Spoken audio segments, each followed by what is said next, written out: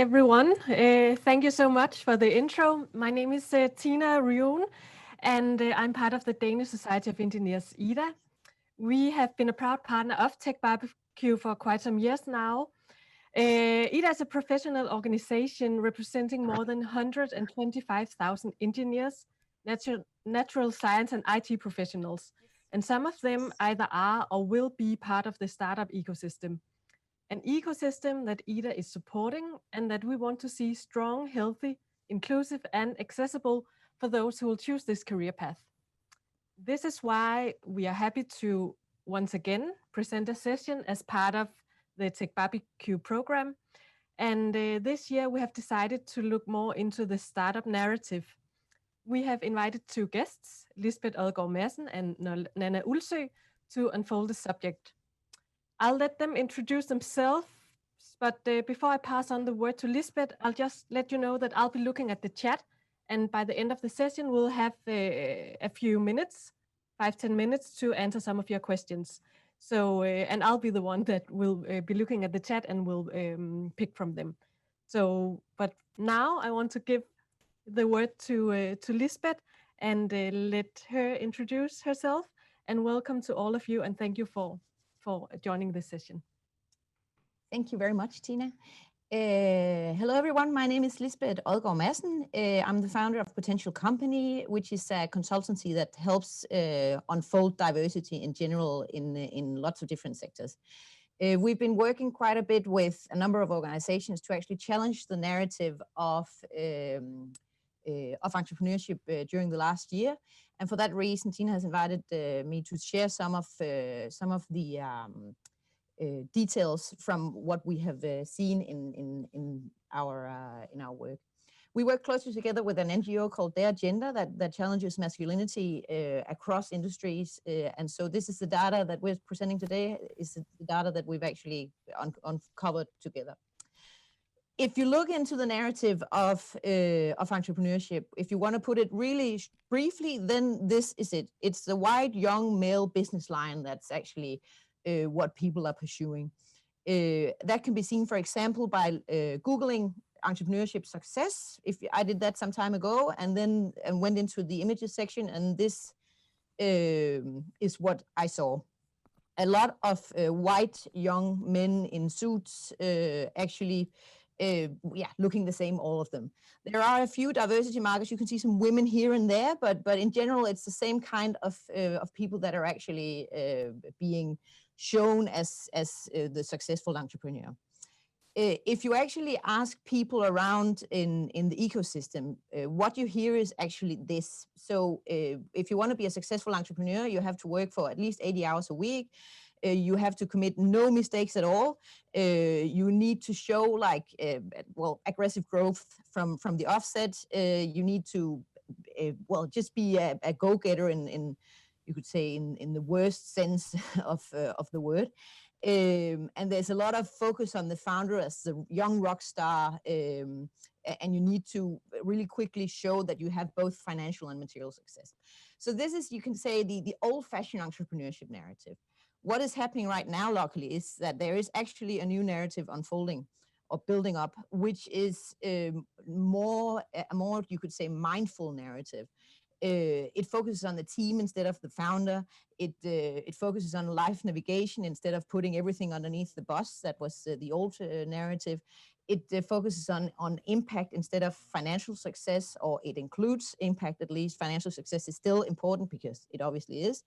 And it also focusing on, it's all right to fail, but you have to learn quickly from it.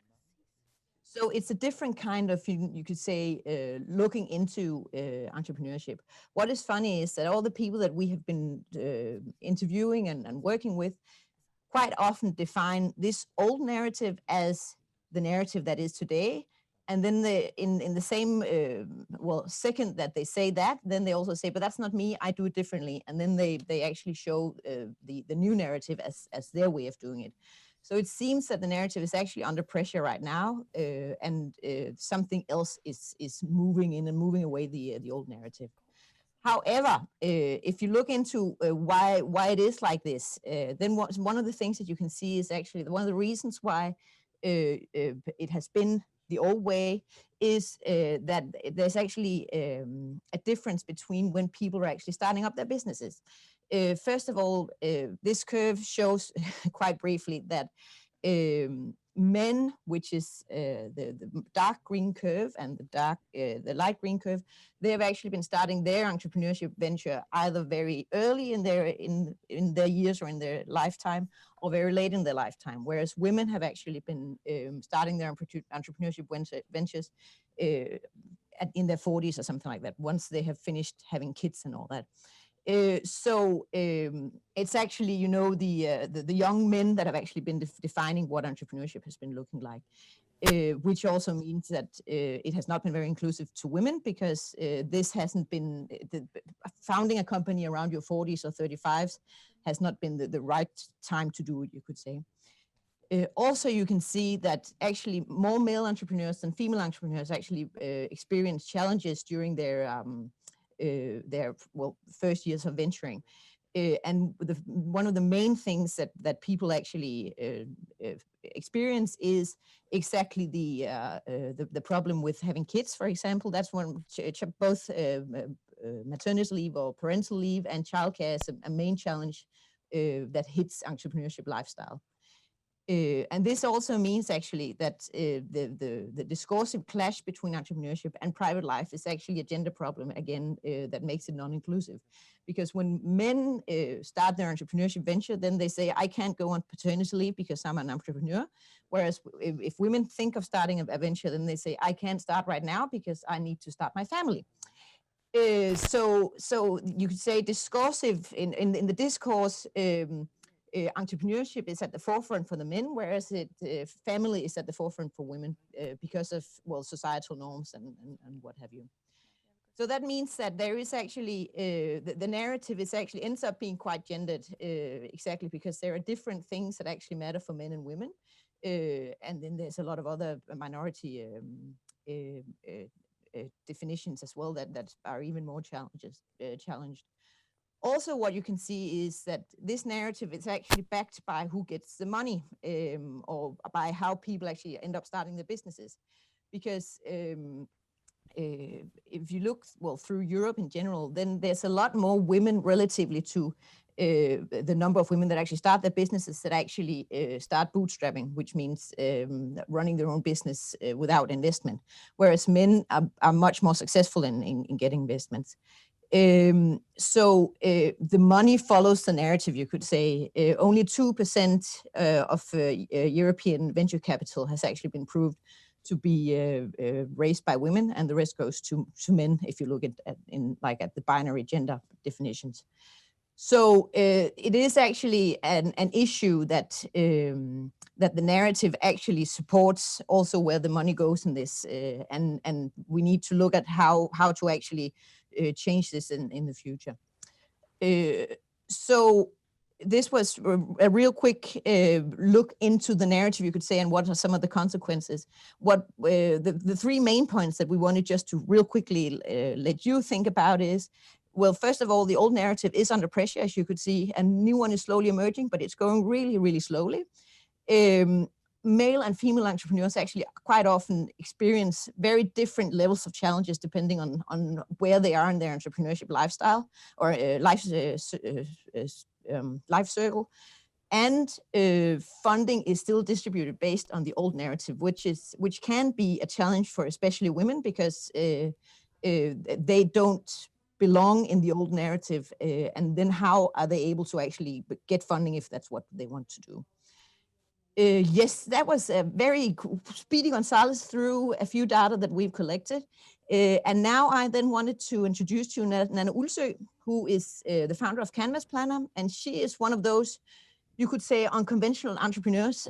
She's a woman and she has bootstrapped her way through the first years. And she wanted to share her story of how it's been for her to actually be in this narrative and be a founder in this narrative. Welcome, Nana, and thank you for joining us. Thank you so much. And as you said, Lisbeth, my name is Nana, and I'm the founder of Canvas Planner. And we do have an online platform that helps team with getting a visual overview and collaborate with a task on a canvas.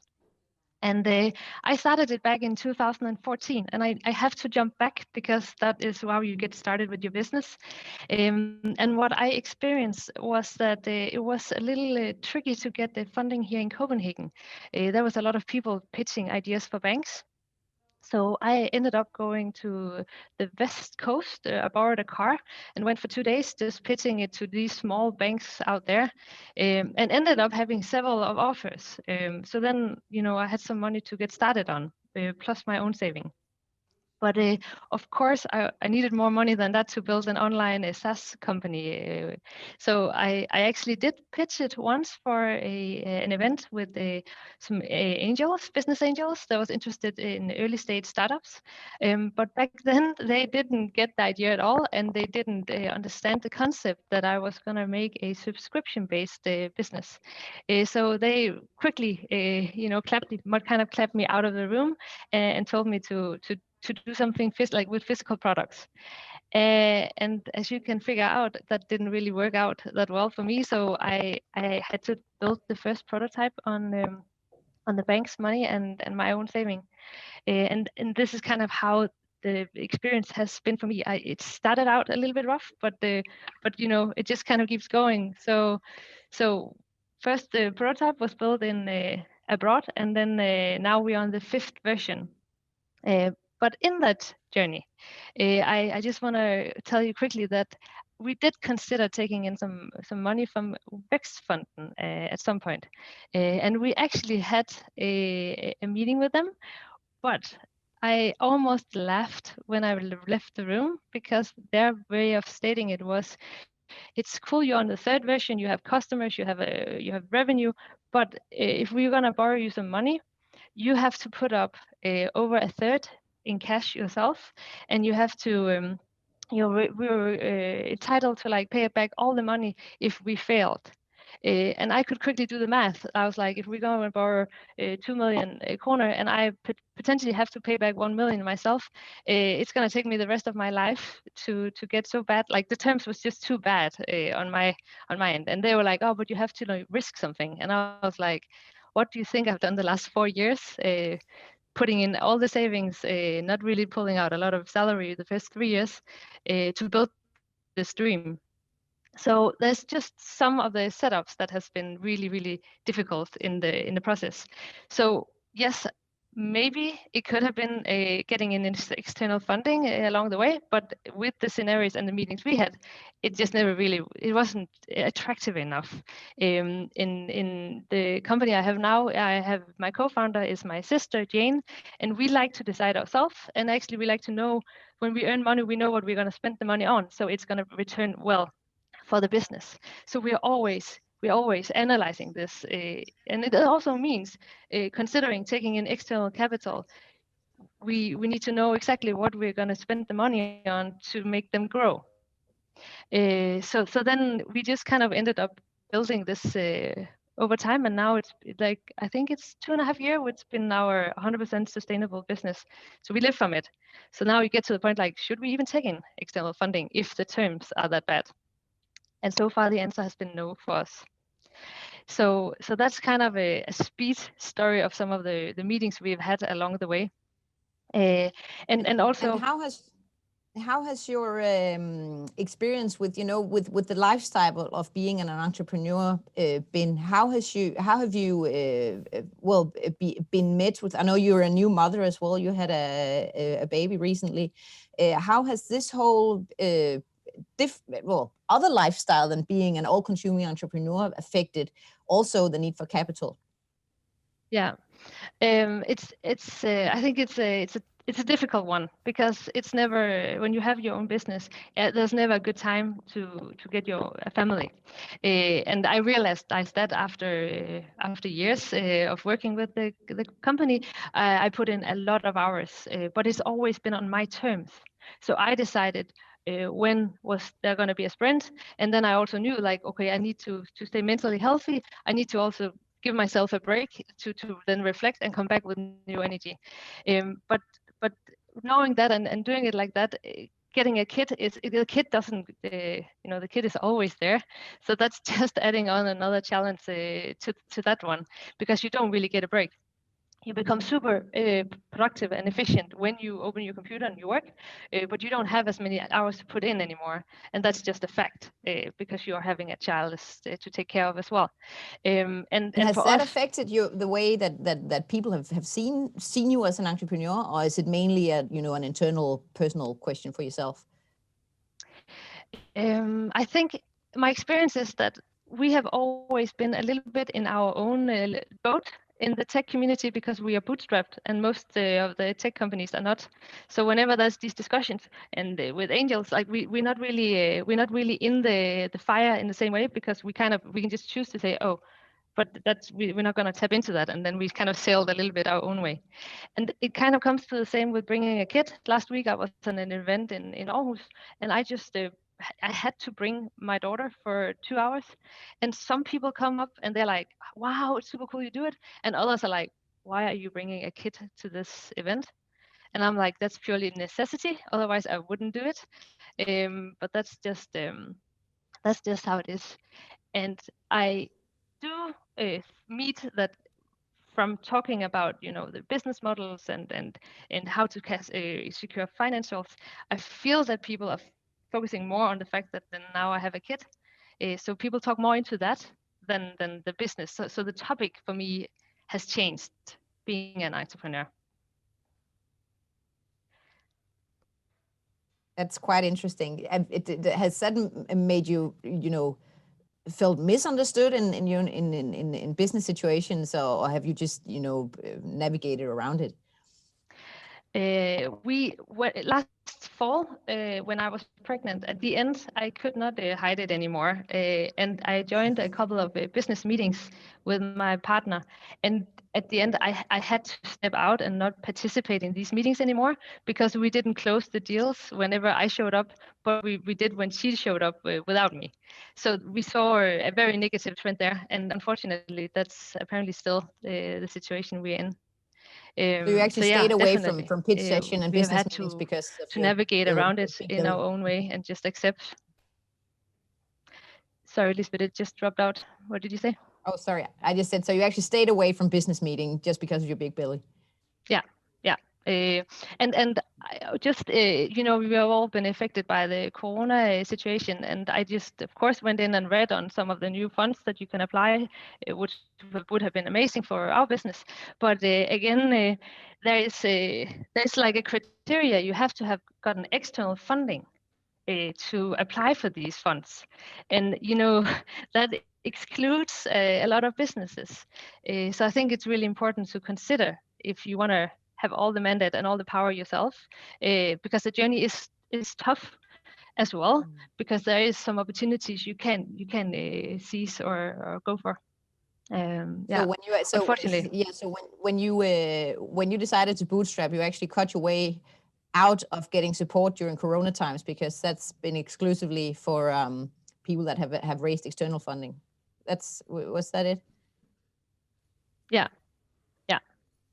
Yes. And it's actually, I feel sometimes it's the same when we talk to the banks. Being bootstrapped, I feel sometimes we're being misunderstood a little bit, because they don't understand that we don't, want to get more money in salaries and pension, etc. But for me, it's about lifestyle, and it's about the dream and the potential of what the business can be. So it's just another prioritization of the life you have and how you want to work. So I think the system in itself, a lot of the places, they don't really understand the bootstrap method and how it is to run it like that. And that is challenging. And it always frustrates me when I can feel we're not invited in because we are bootstrapped.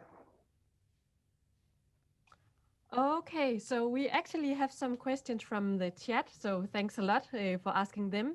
Robin Van is asking, I think a lot of people recognize that the new narrative is slowly emerging. Thank you for collecting the data. But what do you recommend moving forward? And if I can just add to that or just supplement that question, who is responsible? And when Robin asked, what do you recommend moving forward? Then I would ask, and who should take the different steps? Well, what we suggest is actually that everyone's responsible, you could say, because everyone in the ecosystem has a responsibility. The entrepreneurs have a responsibility to actually live out this new narrative, because if they don't do that, then we will not move any further. But also, you know, investors, Vækstfonden, for example, as Nana told us about, different types of financial institutions are responsible for actually, providing funding to some of the people that actually represent the new narrative, and also society at large, as it is right now. Well, right now, actually, or a few weeks back, then there was made a new parental leave funding opportunity for from the government, which actually takes it to a societal level of actually changing the narrative as well, because then it becomes easier to actually have kids, for example, while you are an entrepreneur. So to me, it's at all levels that we have to take responsibility and actually act, not just talk, but actually act and do our part in actually changing the narrative and moving up the new narrative, you could say. And it's not to say, I want to just reinforce that it's not to say that financial success is not important, because obviously it is. You can't make a company if you don't actually perform financially. It's more a matter of also including other things that actually are just as important in the society of today. Okay, thank you for that answer. So if we want to be a little more concrete or a little more specific on and then what can people do, then let me ask this question from Annikan Haltner. Money follows the narrative. Totally agree, she says. But also we need more men talking about it to start changing it. So if we need more men also to start talking about it, is there something that they can do? And now men is like a very broad generalization, but is there some concrete actions? Well, engaging men in the debate is, well, with diversity at large, not just in entrepreneurship, is like a core issue, you could say, because it quite often becomes a women's debate or an LGBT debate or a ethnical minority debate or whatever. And engaging the white male business line is really important, because they are the ones with, you can say, all the privileges.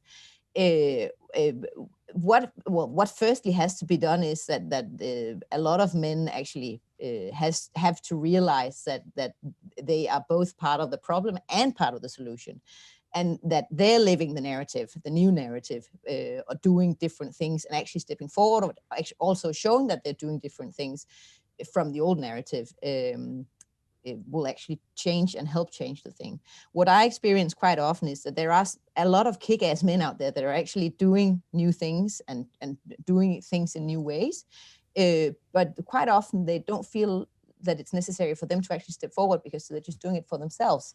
They don't realize that they're actually like great role models. We talk a lot about female role models currently, but male role models for this new narrative are just as important, if not more important, actually, that they actually step forward and show how they do it and take a voice and actually show that it's not just a female issue, it's actually a general issue for everyone.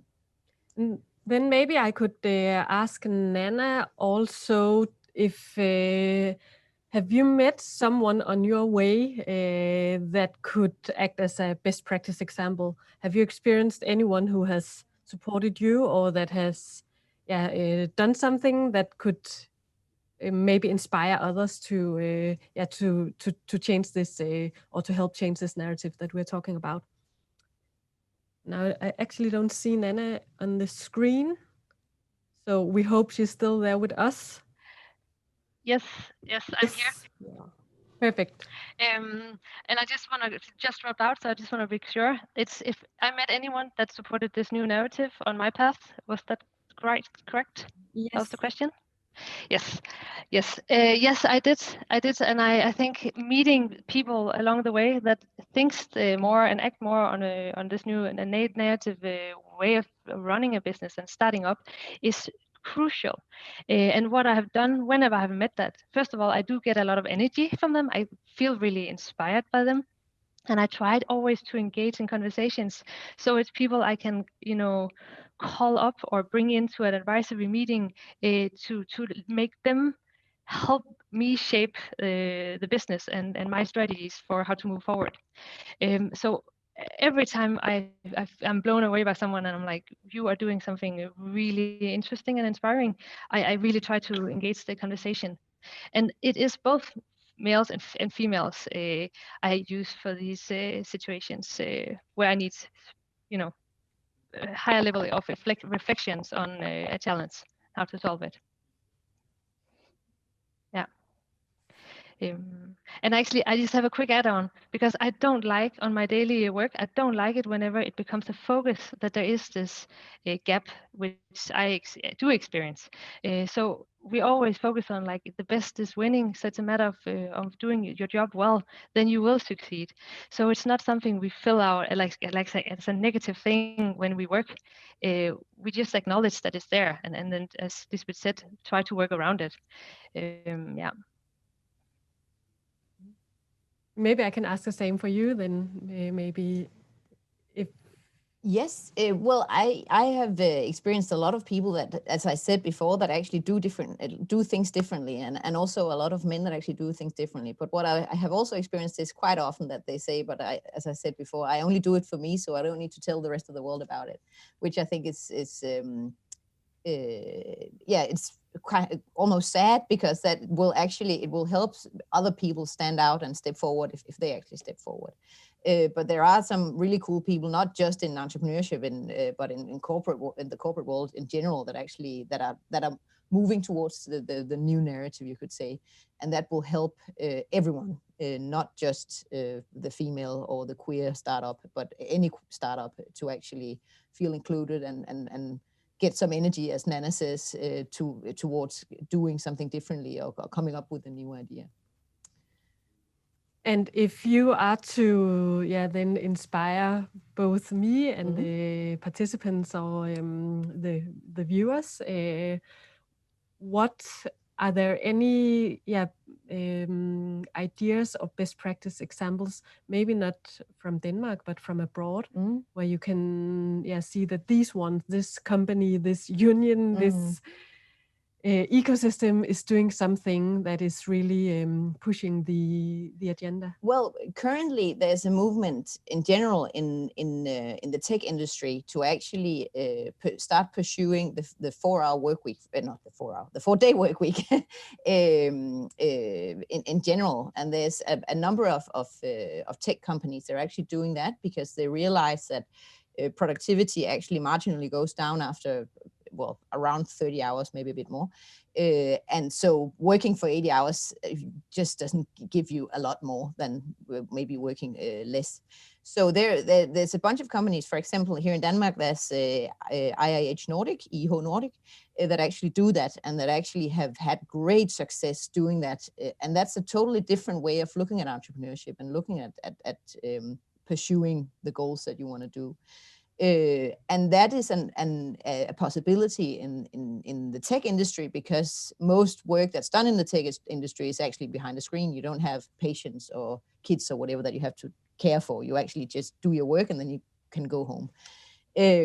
So I actually think in the tech industry there is a huge potential for actually pursuing this whole new narrative in a different way than in a lot of other industries, that actually will make the tech industry, you could say, a role model as industry also.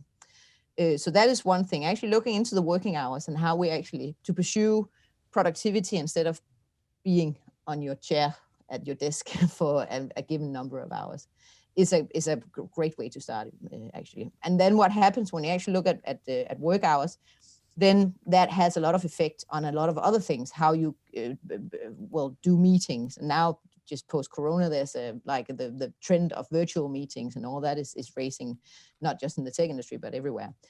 So all of a sudden, it has an effect on meeting culture, on hierarchy in the company, and on a lot of other things that you don't really think actually are part of the narrative, but they are, because it actually represents a totally different business culture that supports the narrative that we're talking about. So it all goes, you could back in a ring. Okay, so before I want to actually ask Nana the last question, but before I do that, I'll just read this comment from Bailey Smith. And now I realize that you can see it in the chat. So just look in the chat. Agreed that men need to start thinking about when they're doing something different to share it with everyone. Making a better work-life balance is good for everybody. Thank you for that. Thank you for that comment. And then in Nana, so our session is running out now, but do you have one last comment, a call to action, wish that now when you have this this audience from the TechBBQ that you can speak to? Something you want to say? It dropped out again. If I have a comment on what? Sorry. If you have a call to action as some kind of inspiration for the audience.